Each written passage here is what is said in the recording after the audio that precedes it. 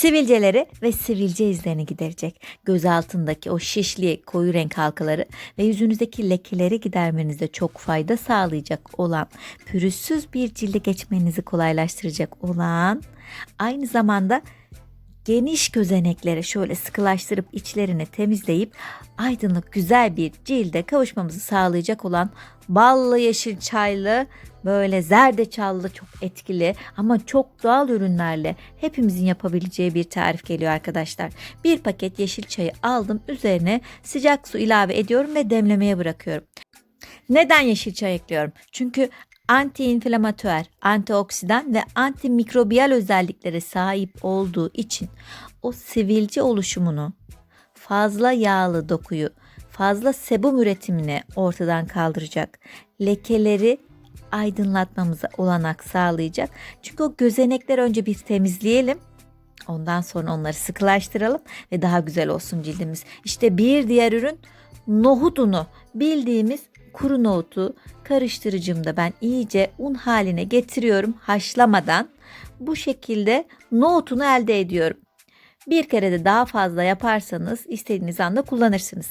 Zerdeçal geldi. Yani bu maske gözenekleri temizleyecek. İçlerini şöyle açıp sıkı cilde kavuşmamızı sağlayacak ama aynı zamanda lekelerden de kurtulmamıza olanak verecek. O yüzden biraz zerdeçal ekledim. Bir çay kaşığının ucuyla yeterli olacak arkadaşlar. Bal, artık kırışıklıklarımız da var, lekeler de var, gözenekler de geniş. Hepsinden birden kurtulacağımız ama bakın çok bulunabilir, kolay malzemelerle hazırladık tarifi. İşte bu kadar karıştırıyorum ve maskem hazır arkadaşlar. Bir defada yapıp bunu 2 kere kullanabilirsiniz. 2-3 gün bekletmenizde herhangi bir sakınca yok ama her zamanki gibi böyle az az yapıp taze taze kullanırsanız etkiler daha da güzel oluyor. Maske 5 dakika bekledikten sonra nohut unu daha da güzel emiyor içeriğini. O yüzden böyle hemen değil de bir 5 dakika beklettikten sonra uygularsanız daha da güzel bir sürülüm elde etmiş oluyorsunuz. Ellerimize sürüyoruz, yüzümüze bir güzel sürüyoruz. Göz altlarına da sürebiliyoruz. Boyun, dekolte, tüm yüze uygulayabileceğimiz çok etkili bir maske. Ben bunu maske değil de yüz yıkama jeli olarak kullanabilir miyim? Evet, maske olarak bir gün kullandın. Diğer gün kalktın, yüzünü bununla yıkayıp çok daha aydınlık bir cilde kavuşabilirsin. 5 dakika bekle, yıka.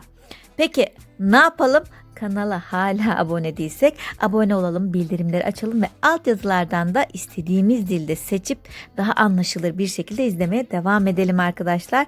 Bunu hep söylüyorum çünkü diğer ülkeden anlamakta, ne kullandığımızı fark etmekte zorlanan güzel arkadaşlarımıza yardımcı olabilsin diye söylüyorum. Altyazılardan da siz de sesi kapatıp bir güzel akışı izleyebilirsiniz. Boyun, dekolte, sarkmalar var orada. Yanak kenarında sarkmalar var. Çenede özellikle yağlanma burada çok fazla oluyor. O yüzden oradaki siyah noktalar var. Aslında onlar siyah nokta değil. Kapandı gözenekler, sebum üretimi, dışarıdan da kir geldi. Onları bazen bir siyah nokta zannediyoruz. Halbuki onlar tıkaç. Bunları çok güzel açıyor arkadaşlar. İşte sabah uyandın, bundan yüzüne sür. 5 dakika bekle, yıka. Diğer sabah tekrarla. 3. sabah tekrarla. O zaman farkı görüp evet, gerçekten doğal bir ürün nasıl bende güzellik oluşturuyormuş, şimdi inandım diyeceksiniz. Ama ben bunu sürekli uygulayamam, sürekli yapamam diyorsanız haftada 2 veya 3 kere uygulamanız yeterli. Böyle bir fırçanız varsa etki kesinlikle çok daha fazla. 20-30 dakika, biraz süreyi arttırabilirsiniz bu maskede. Beklettikten sonra yüzümü önce ılık, sonra soğuk suyla yıkadım ve nemi cildimi aynı zamanda hapsettim ve gözeneklerimizi sıkılaştırmada, lekeleri gidermede, o kırışıklıkları açmada çok etkili oldu arkadaşlar. Biraz zerdeçal koymuştuk. Leke kalabilir çok az da olsa. Böyle bir maden suyu döktüğünüz pamuk petlerle yüzünüzü tekrardan yıkayabilirsiniz. Soğuk olursa etki daha da güzel oluyor arkadaşlar. Gözenekleri sıkılaştıracak çok güzel adımlar yaptık. Ne yaptık? Maskeyi kullandık. çıkarttık. Üzerine maden suyuyla tonikleme, temizleme yaptık. O gözenek sıkılaştırmak için son adımı da bu şekilde uygulamış olduk. Eğer yoksa sodanız hiç sıkıntı değil. Gül suyu da yapabilirsiniz. Hatta süte batırıp pamuk petlerini öyle de silebilirsiniz. Son aşama geldi. Bu kadar güzelleştik. Bu kadar cildimizi temizledik, sıkılaştırdık. Ne yapalım? Bir de son aşama olarak nemlendirme yapalım. Kendi yaptığımız doğal kremlerden istediğimizi seçtik. Ben burada ayva çekirdeği jeli yapmıştım. Onu kullandım arkadaşlar. Tüm yüzüme masaj yaparak o güzel kremlerden de sürüyoruz. Temizledik, tonikledik, nemlendirdik. İşte bir güzellik salonuna gittiğimizde yapılabilecek, elde edebileceğimiz birçok faydadan kendi evimizde doğal ürünlerle bu şekilde faydalanmış olduk arkadaşlar. Umarım siz de kullanır, sevdiklerinize tavsiye eder, kendinizi böyle daha iyi hissettiğiniz günlere merhaba dersiniz. Kendi doğal bakımımızı bu şekilde yapabiliriz arkadaşlar. Masaj konusuna gelecek olursak ellerinizle yapabilirsiniz.